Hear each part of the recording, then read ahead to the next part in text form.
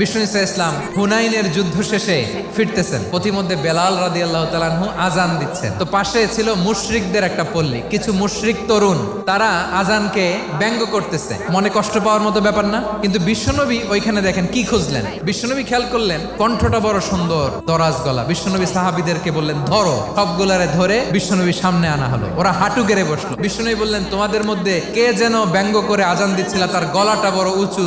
আবু মাহজুরা বলে আমার বন্ধুরা সবাই আমার দিকে আঙ্গুল দেখায়। আবু মাহজুরার মাথায় হাত দিয়ে বললেন এবার আজান দাও দেখি। আবু মাহজুরা বলে আমি তো আজান দিতে জানি না। বিশ্বনবী বললেন তাহলে আসো আমি তোমারে শিখাই দেই। বিশ্বনবী একটা বাক্য পরে, আবু মাহজুরা পরে, বিশ্বনবী পরে, আবু মাহজুরা পরে। আবু মাহজুরা বলে এক একটা বাক্য পড়ি আমার কলিজাটা গলে ঠান্ডা হয়ে যায়। বিশ্বনবীর সাথে দাঁড়িয়ে উনি শাহাদা পড়ে মুসলমান হয়ে গেলেন। বিষ্ণু ঈসা ইসলাম বললেন যাও আবু মাহজুরা, আমি তোমাকে পৃথিবীর শ্রেষ্ঠতম মসজিদ মক্কার মসজিদুল হারামের মুয়াজ্জিন হিসেবে অ্যাপয়েন্ট করে দিলাম।